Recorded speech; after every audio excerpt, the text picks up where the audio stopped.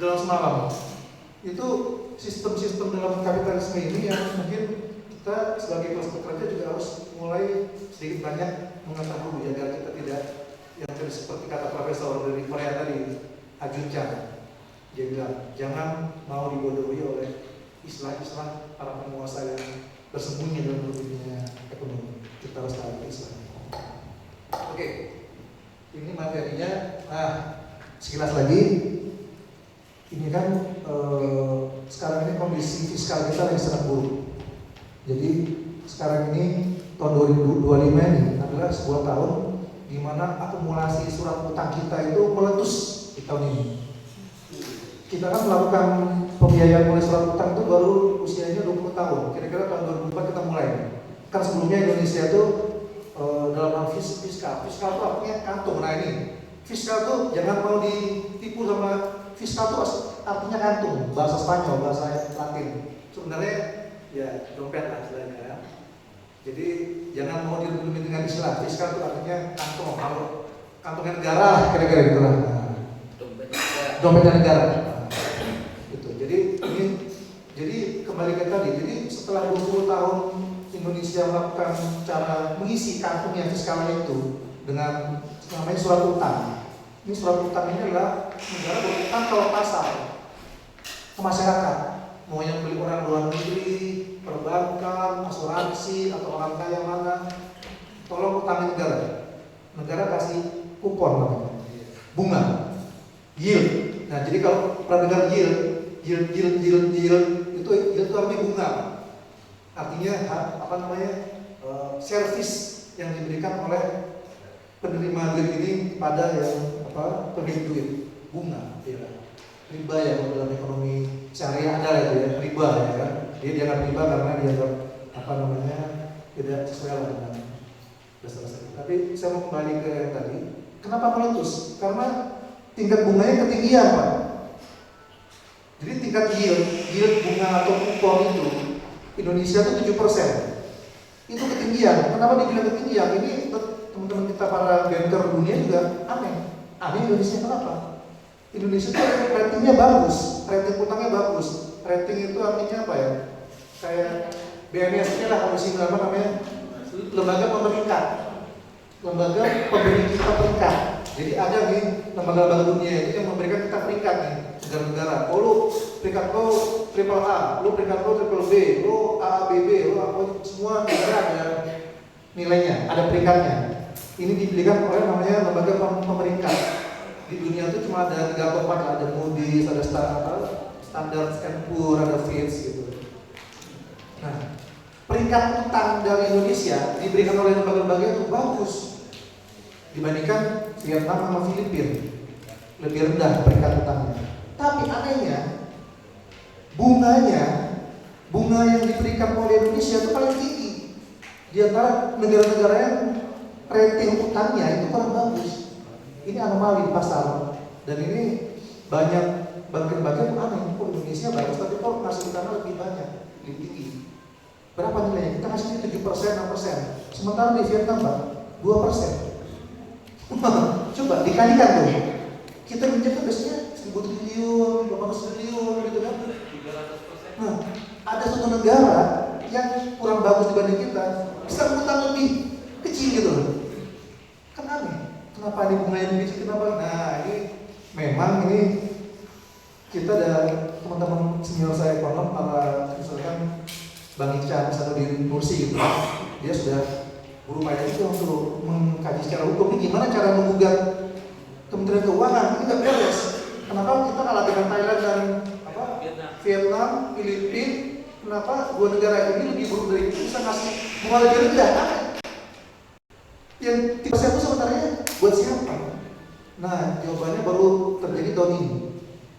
Karena kita terbiasa melakukan markup bunga di pasar itu sedemikian rupa, dia meletus. Apa indikasi meletus?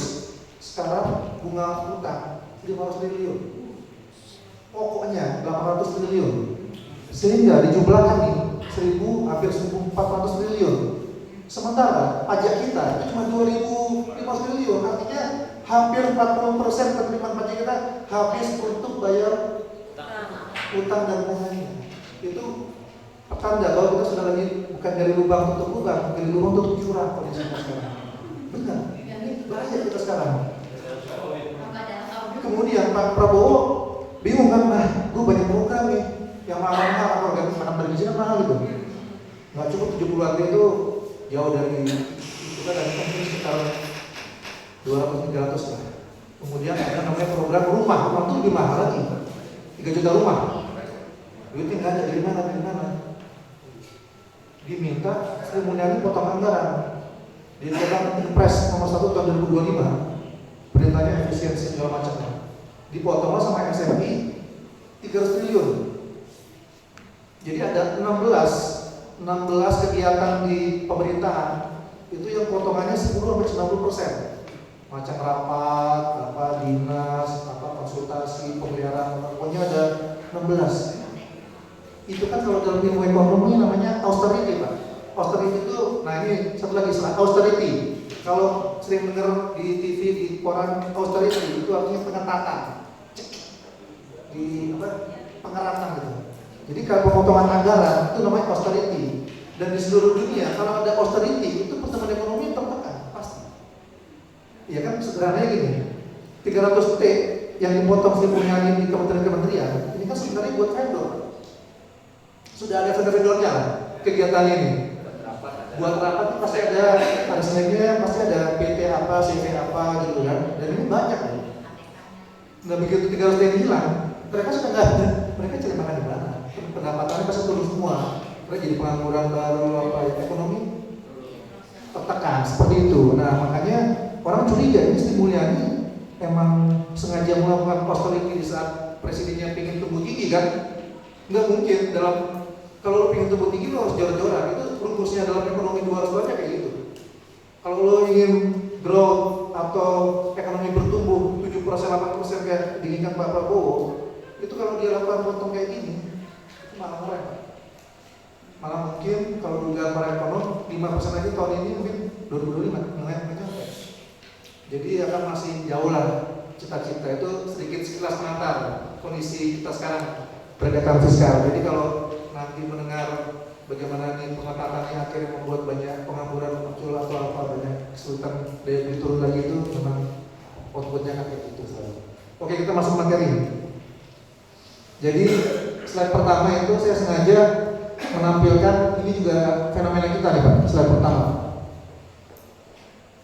itu ada, kalau kelihatan ya, namanya tabel grafik dari kontribusi manufaktur dalam perekonomian. PDB itu kalau sering dengar produk domestik bruto, itu artinya ekonomi Pak. PDB itu ekonomi. Jadi kita lihat tahun 2005 kontribusi manufaktur itu masih 24% dalam ekonomi, seperempat, lumayan lah. Tapi zaman Orde Baru itu tahun 80 pernah 30% Pak. Ini kan turun setelah reformasi banyak hancur kan, manufaktur banyak hilang, banyak hancur, dia akhirnya tinggal 25% tahun 2005. Dia terus menerus turun. Lihat, 2010 turun ke 22, 2015 ke 20, kemudian dia terakhir sekarang ini di 17, bahkan katanya sekarang sudah mulai 16%. Ini apa artinya?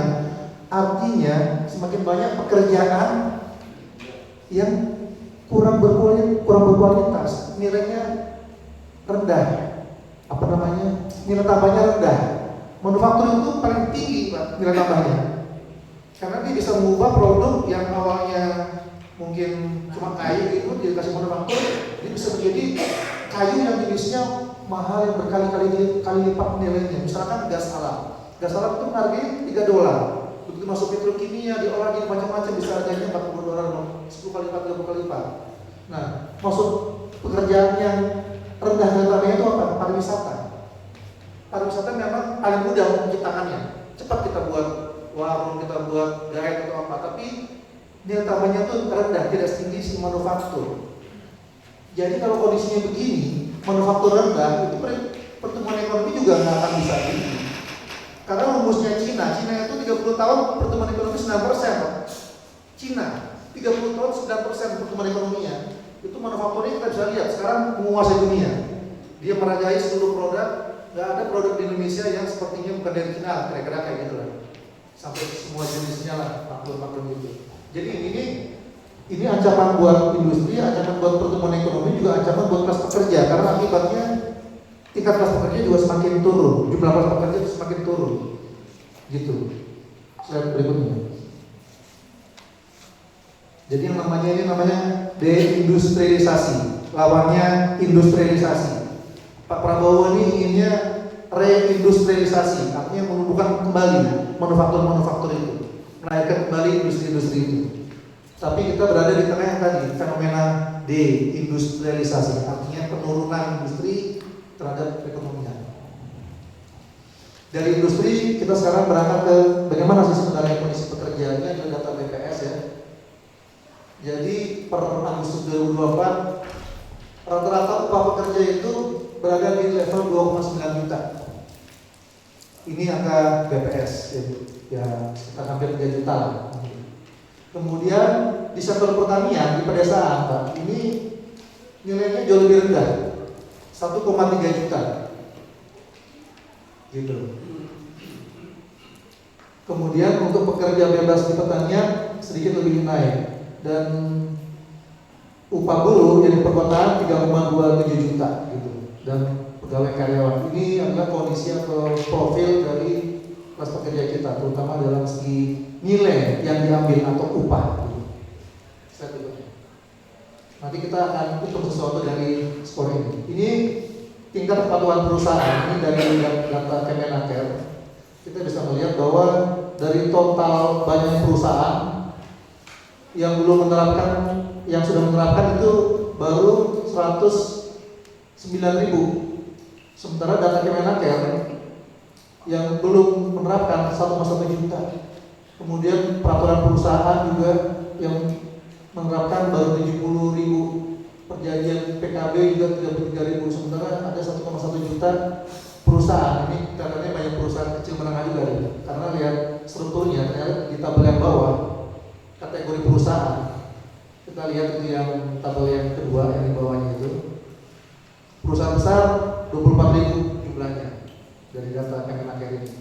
Kemudian perusahaan tingkat menengah ada 68.000, mikro kecilnya yang banyak 860.000. Jadi kita bisa melihat kemungkinan ya yang belum menerapkan seluruh status perusahaan itu adalah sektor mikro dan kecil banyaknya gitu. Tapi itu memang ada data dari Kemenaker yang paling bawah itu disebutkan sekitar 250.000 itu tidak teridentifikasi di usahanya. Kemungkinan besar itu juga usaha kecil, atau mungkin ada yang besar tapi memang belum diketahui oleh negara. Kemudian ini adalah data yang dibuat oleh para peneliti yang membuat penelitian tentang judulnya di atas berkata kronik gerakan serikat buruh di Indonesia, peta dan sejarah gitu ya, tahun 2024. Jadi dia hitung nih total yang berserikat di Indonesia ini berdasarkan data-data yang berhasil para peneliti kumpulkan, 4,2 juta. Jadi total keanggotaan serikat kita itu ada 4,2 juta. Nah, kita kemarin partai buruh 970.000. Ternyata masih ada 3 juta nih yang belum masuk kita. Itu satu. Dan yang kedua ternyata tadi kata Pak Haji kan 4 juta belum lolos ya. Belum lolos 4% ya. Jadi harus tambahin sektor non serikat nih. Karena yang di serikatnya pun kita baru seperempat kali ya. Baru 25%. Itu kondisinya ya. Dan ini teman-teman peneliti yang mengumpulkan. Oke, slide berikutnya. Nah, ini tadi berhubungan dengan yang penting buat kita, karena di negeri-negeri welfare state ciri utama paling kuatnya adalah ini, kepadatan serikat. Mereka tuh levelnya 60%, 50% pekerja berserikat gitu kan. Nah, ini kita masih PR banget. Ini data BPS angkanya 2017 14%, terus turun 13% 2018, turun lagi sampai 2022 11%. Walaupun menurut IUC angkanya sebenarnya 6% sekarang. 2004 itu kan memang pasca reformasi menjamur serikat ya, itu masih 20% kita nilai union density. Jadi dari 20% menurun sekarang dari 11%. Ini banyak faktor lah. Yang tadi itu kan ada faktor yang deindustrialisasi atau berkurangnya berkurangnya pekerjaan di sektor manufaktur. Kemudian ada juga faktor kebijakan dari pemerintah sendiri, yaitu labor market flexibility atau outsourcing dan kontrak. Itu membuat orang sulit sekali itu berserikat. Jadi memang bila kita ingin membalikkan kepada serikat ingin naik lagi, itu kebijakan kayak outsourcing, kontrak itu sebisa mungkin kita harus press. Kalau bisa kita cari untuk beberapa sektor ya. Gitu, karena target kita di global first itu 50%, 60%. Kita 10% jauh banget. Jadi mimpi kita itu masih panjang. Gitu. Nah, ini yang pertanyaan dari judulnya kan. Apa sih peran gerakan buruh? Sekarang kita harus tahu nih, pekerja itu porsinya dalam ekonomi berapa banyak? Gimana cara hitungnya? Ya. Jadi teman-teman, yang namanya ekonomi atau produk domestik bruto (PDB) sering dengar ya, atau bahasa Inggrisnya Gross Domestic Product (GDP). Itu sering. Itu sebenarnya adalah kumpulan dari nilai tambah yang dihasilkan perekonomian, gitu. Jadi dalam setahun, contoh tahun 2024 itu total nilai tambahnya, total PDB-nya, total GDP-nya itu dalam bentuk rupiah itu 20.000 triliun, 20.892 triliun lebih tepatnya. Yang namanya pertumbuhan ekonomi itu adalah perbedaan dari nilai tambah di tahun ini dengan tahun sebelumnya. Itulah namanya kita bisa lihat sebagai economic growth atau pertumbuhan ekonomi yang ada angkanya 5%, yang Pak Prabowo pinginnya 8%. Itu adalah selisih dari nilai tambah ini, persentasenya antara tahun ini dan tahun yang kemarin dibagi dengan tahun kemarin kali 100%, dapatlah pertumbuhan ekonomi. Nah, lanjut, balik sorry. Masih yang tadi. Nah, maksudnya lanjut ke yang bawah. Jadi yang tadi itu porsi pekerja kita, tadi kita anggaplah rata-rata gaji pekerja kita kan 2,9 juta. Yang tadi kita pakai data BPS saya tadi ya. Kemudian kita kalikan nih dengan data BPS juga. Data BPS jumlah pekerja 140 juta.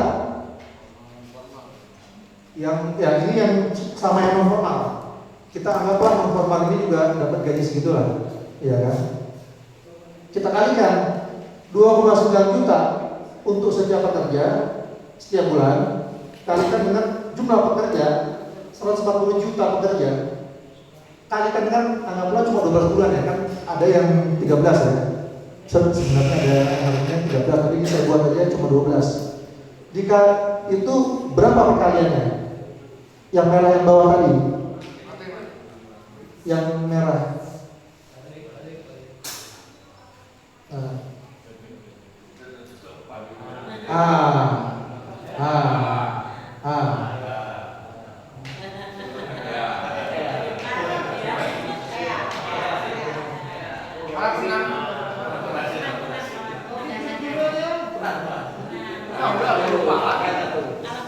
Ya tuh.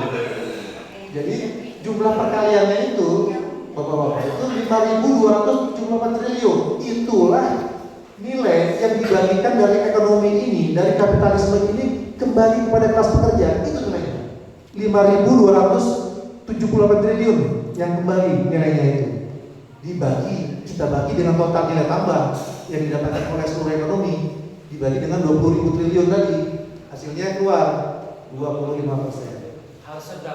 Nah, ini pertanyaan kita nanti ada nih. Jadi dari total itu kita cuma seperempatnya.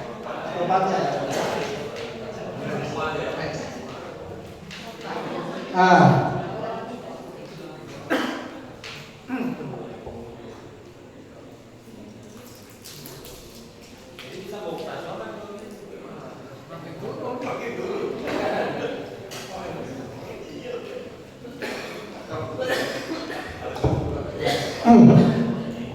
kita kembali ke tadi pertumbuhan ekonomi. Tadi kan ekonomi itu adalah GDP. GDP itu adalah Gross Domestic Product, adalah produk domestik bruto, adalah nilai tambah ekonomi.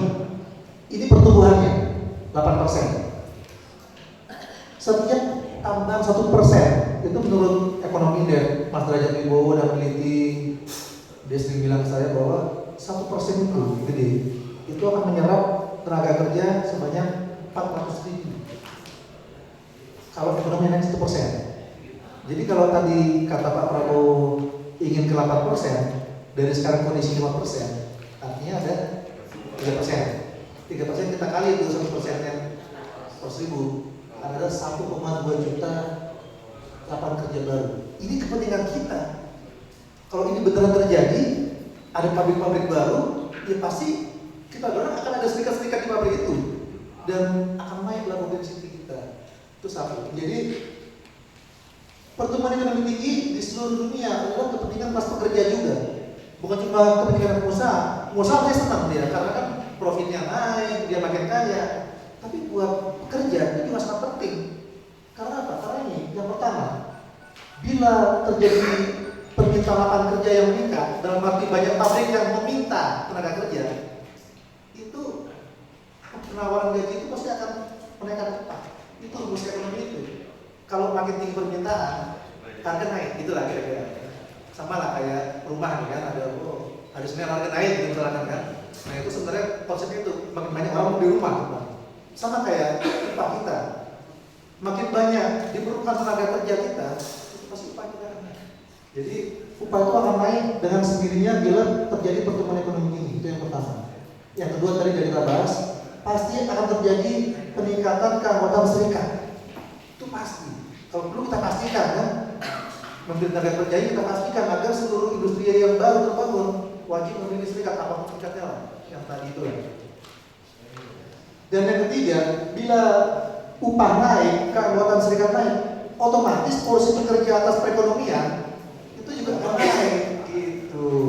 Bukan lagi cuma 25, mungkin akan di 30 atau 35. Tapi ada cara terakhir untuk menaikkan dengan lebih besar lagi. Slide terakhir.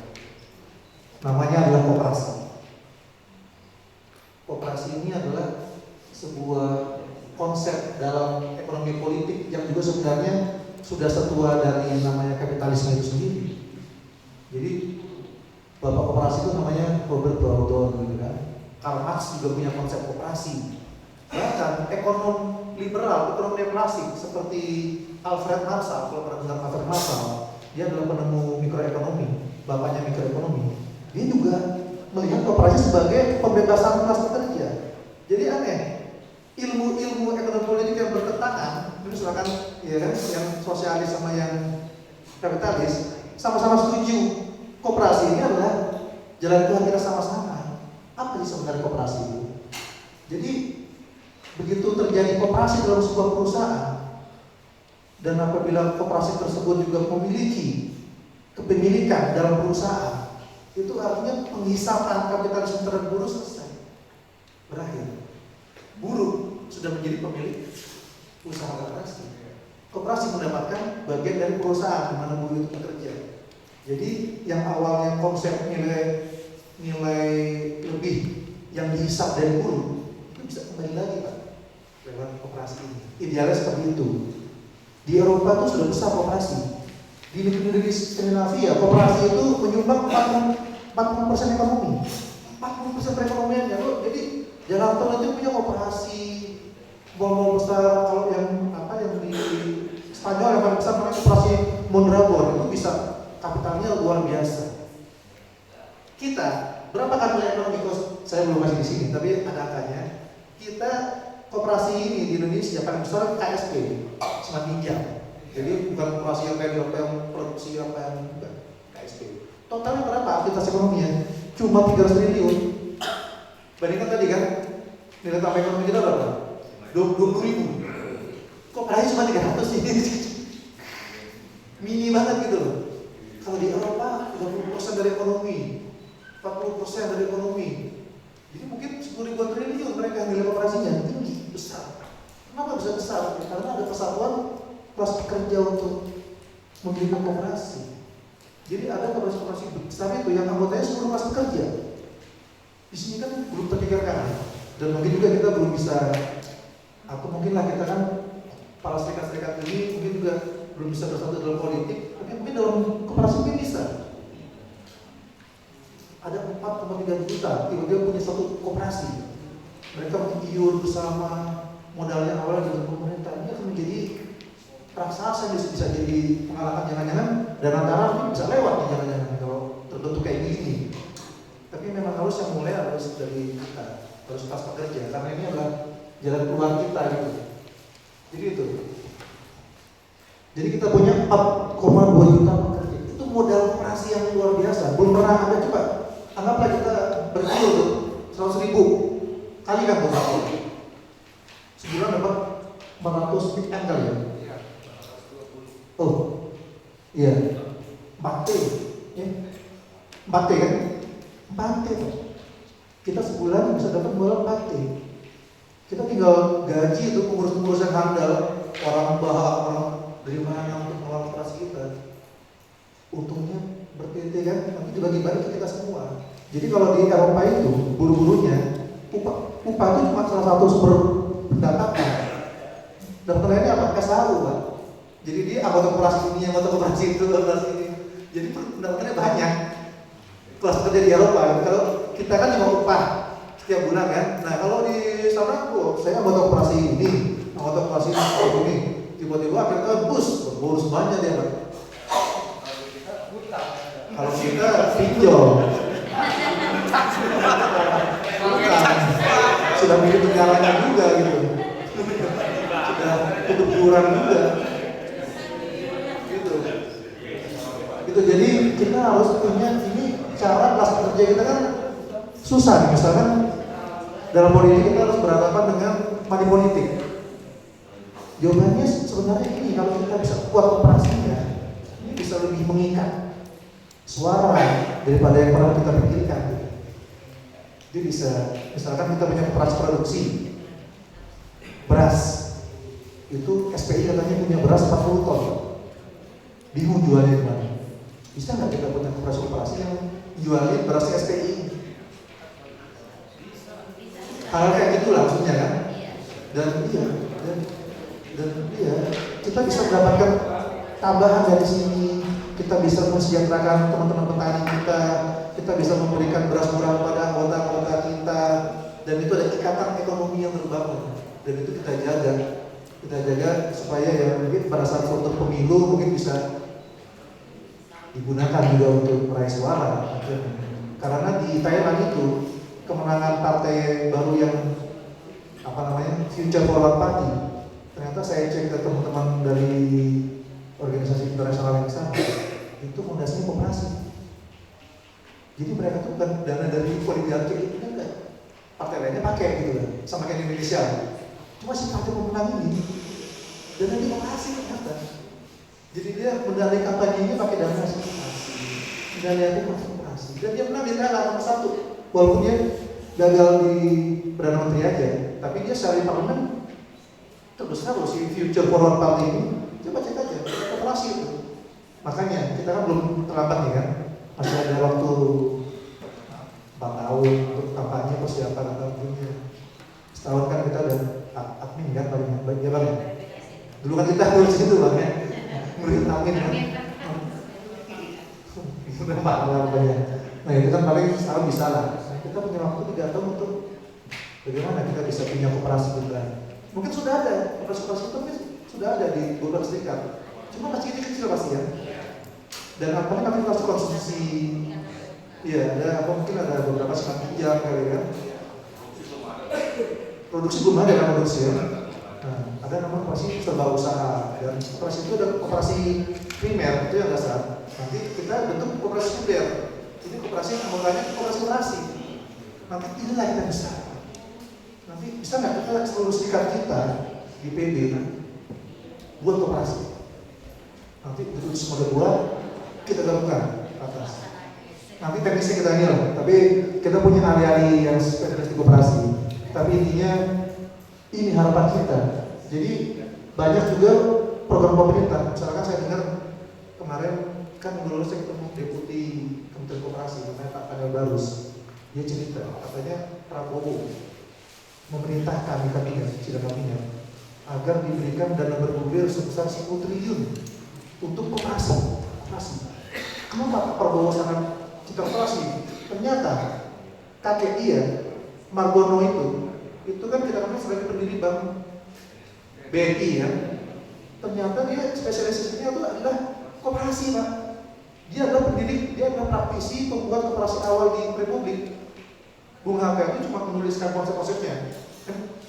Kita bacakan karya-karya Bung Hatta banyak kan? Tapi yang praktek membuat koperasi itu adalah kakeknya Prabowo Subianto. Jadi Prabowo itu ada hatinya kayak gitu. Ke koperasi ini mumpung kondisinya kayak gitu. Sumitro itu juga pemikiran koperasi sangat kuat. Jadi mumpung sekarang pemerintahannya lagi pasca koperasi. Saya dengar juga Pak Prabowo baru menginstruksikan memberikan 10 triliun dana untuk dana hibah yang harus dipakai oleh koperasi. Itu bisa masuk ke sana. Ada peluang untuk ke sana. Karena kan yang pertama, itu yang poin pertama tuh, memprioritaskan koperasi pekerja menerima bantuan dana bergulir. Ini saya bilang itu ada program 10T. Ini harus kita tahu nih, 10T ini. Memang belum dipublikasi, tapi nanti duit ini masuknya ke namanya LPDB, Pak. LPDB itu adalah lembaga pembiayaan khusus koperasi, punyanya pemerintah, kayak semacam bank tapi untuk membiayai koperasi. Dana bergulir di LPDB. Jadi artinya bergulir itu maksudnya dana itu harus diputar-putar, Pak. Ya, misalkan sudah dipakai koperasi ini, 2 tahun dia harus pindah ke lain. Nah, ada juga tetap ada, tapi cuma 2%. Jadi sangat ringan kan. Tahu 2% kan sangat ringan kan. Kecil banget kan. Gitu. Jadi ada program itu kita harus manfaatkan. Yang kedua, koperasi-koperasi kita juga itu nanti harus menerima kredit murah dari perbankan. Kenapa? Karena selama ini kredit-kredit itu bukan ngalir ke usaha kecil, Pak. 80% itu ngalir ke korporasi yang sudah kaya, yang besar-besar. Jadi hanya memperkaya yang sudah kaya. Kan bank juga maunya main aman kan, dia pasti pinjemin duit gitu kan ke orang-orang kaya, orang-orang pengusaha memang sudah kaya, dia aman, kan kasih kembali lah, walaupun juga pengen ditipu akhirnya. Tapi kan akhirnya karena dia cara pikir banknya kayak gitu, itu yang dari total 7 ribuan triliun, total kredit kita itu kan akhirnya sekitar 7 ribu triliun, total dana di DPK, dana yang 3 di perbankan. Itu yang mengalir ke usaha kecil cuma 10%. Kalau 10% ini itu di jutaan usaha kecil. Sementara 80% ya sekitar 5.000 triliun itu cuma ke ribuan usaha-usaha yang besar. IPAN seharusnya ada porsi lebih besar dari perbankan, minimal 40%-nya lah, separuhnya ya ke koperasi, ke yang kecil dengan bunga murah. Itu maksudnya poin 2 itu.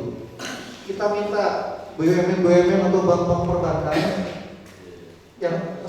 perbankan swasta untuk memprioritaskan koperasi pekerja kita untuk memperoleh kredit murah dari perbankan. Karena koperasi itu harus ada modal, harus. Ya selain memang anggotanya ngiur, itu ada namanya iuran anggota, iuran wajib pertama, ada. Dan yang ketiga ini sedikit kontroversial, memang, tapi ini juga kayaknya sudah mulai harus dilakukan, yaitu apa?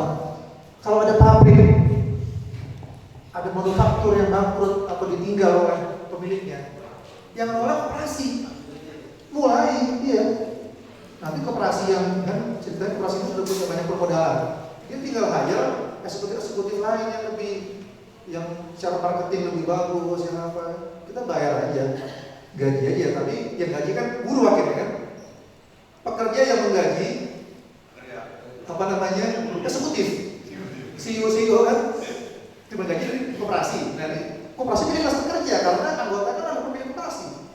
Jadi nanti kalau koperasi mengambil alih sebuah perusahaan yang bangkrut, itu artinya kalau ini berjalan akhir perusahaannya, itu yang menghidupkan adalah pekerja sendiri. Pekerja berhasil menjadi tuan di pabriknya sendiri. Dan misalnya contohnya industri yang lagi rame ini kan kelihatannya diambil alih aja harusnya oleh kerjanya, apa namanya, serikat kan kalau nggak salah Buntri Agung ya kan, kita sudah ada keanggotaan dari Serikat Pekerja di Eviseri. Eviseri itu ini Pak, apa namanya? Startup di bidang tambak di Sulawesi Perikanan gitu, yang kemarin ternyata sempat naik nilainya, tiba-tiba ada masalah fraud. Ya, kemudian dia akhirnya akan memphk. Nah, jadi ciri-ciri perusahaan kayak inilah yang harus segera diambil oleh koperasi. Saat eksekutifnya sudah tidak punya ide, saat CEO-nya kabur keluar negeri membawa apa, saatnya koperasi pekerja step up, maju ke depan, bangkit untuk mengambil koperasi ini, mengambil perusahaan ini. Jadi itu fungsi koperasi itu yang tidak. Kita bisa meneruskan usaha dari pabrik-pabrik yang bangun-bangun ini. Apa misalkan Sritek gitu kan? Sritek udah, kalau emang para pemilik lamanya jangan santun, kasih aja tuh koperasi Sritek untuk mengelolanya. Kita yang backup koperasinya ya. Dan ada banyak orang yang ahli bisa backup ini. Kita carikan pasar lain, carikan apa, bisa.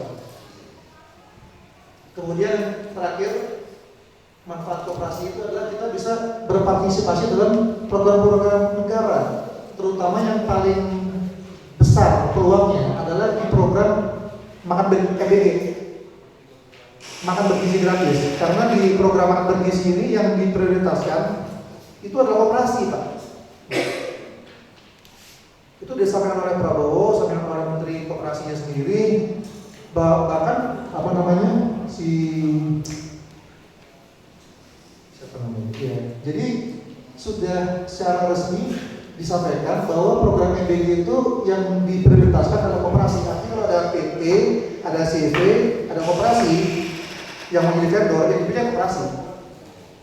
Jadi ini kesempatan kita juga, karena ini kan sebuah program yang kontinu, dan kita lihat kemarin waktu perjalanan awalnya juga kurang begitu mulus ya, kita lihat di mana-mana ya, masih ada ya masalah-masalah di mana-mana, dan memang jumlahnya juga masih sangat kecil gitu kan, masih kurang dari 10% dari target, dan anggaran juga akan cukup besar. Ini peluang kita masuk, nanti koperasi-koperasi kita tuh datang ke sini, ini akan dapat pemasukan rutin, karena dia pembayarannya itu setiap minggu idealnya, tapi maksimal 10 hari, walaupun kalau menurut pemain ini bisa sampai 30 hari juga, tapi katanya dia tiap minggu akan dibayar gitu di EBG ini. Jadi ini program EBG. Kemudian hilirisasi industri ini juga koperasi juga bisa masuk gitu. Dan yang terakhir, pembangunan perumahan pekerja. Ini kan ada rencana Prabowo bangun 3 juta rumah setahun, itu banyak banget. Dan saya kan cerita dikit ya. 2 malam yang lalu saya ketemu dengan orang namanya Boni Zetmina. Boni Zetmina itu yang sempat ramai di viral kemarin sama Adian Nabi dulu, debat lah, yang juga ceritanya sama Adian kan. Bu yakin gratis? Yakin. Nah, orang ini nih, saya ketemu orang ini 2 malam yang lalu, makan malam. Dia cerita, dananya dari mana nih program 3 juta rumah? Iya, saya ini keliling-keliling. Pertama saya ke Cina, saya ajak Pak Hasim, Cina. Cerita dia ya. Di Cina, saya ketemu Bank Exim Bank Cina. Oh, dia setuju untuk membiayai 1 juta rumah. Bunganya 2%. Oke, dari Cina saya juga. Kemudian dia keliling ke Qatar, ketemu dengan pesawat sana, komitmen sama 5 juta rumah, bunganya 1,5%. Placement itu artinya dia bukan utang, walaupun sebenarnya sama aja, cuma angkanya bunganya kecil banget. Kalau utang kan bisa 6%. Jadi si Boni ini bilang kita harapkan nanti Cina dan Qatar yang akan membangunkan program perumahan ini. Hanya yang jadi masalah, kalau Cina itu dia ingin agar sebesi-besinya itu dari sana. Jadi kesempatan manufaktur lokal atau usaha-usaha kontraktor untuk bisa menyumbang itu agak sulit. Mirip lah dia modelnya kayak yang di Morowali, yang di Sulawesi. Jadi tukang-tukang lasik pun dia dari sana gitu. Jadi jangan-jangan kenek-keneknya di sana gitu kan. Jangan sampai lah, masa kenek doang udah enak gitu. Paling kenek berapa ya? 150 ya, 200 maka jadi kena juga. Jangan sampai kayak gitu. Kedua, itu idenya mereka, dan Pak Asim juga kelihatannya memang untuk program ini dia buntu. Dia nggak bisa berharap dari APBN karena kan saya cerita APBN atau fiskal kita lagi, kantong kita lagi susah banget, bolong banget ya. Jadi dia harus mengandalkan kepada investor-investor asing itu. Hanya kan masalahnya. Misalkan negeri Timur Tengah itu kan komitmennya dulu jadi bangunin kilang ini, bangunin janji apa, janji ke Luhut, janji kemana. Zaman dulu nggak ada yang pernah dikasih. Itu Timur Tengah tuh gitu kan, masih belum yang kita lihat yang konkret cuma MBC doang tuh, apa namanya, jalan layang doang gitu kan. Tapi yang kilangnya kan dia janji kilang tuh banyak tuh di kilang, makanya bangun itu bangun di Kalimantan. Oh dia mau bangun perhotelan di Mandalika, nggak ada yang makanya ini takutnya kan program-program ini akan gagal gitu. Tapi kita berharap ini, saya juga sebenarnya mau nawarin solusi gitu. Nanti kita bahas karena ini udah kita ngomong. Ya jadi itu saja. Mungkin kita bisa lanjut lagi dalam diskusi. Sekarang udah jam 8. Mohon maaf.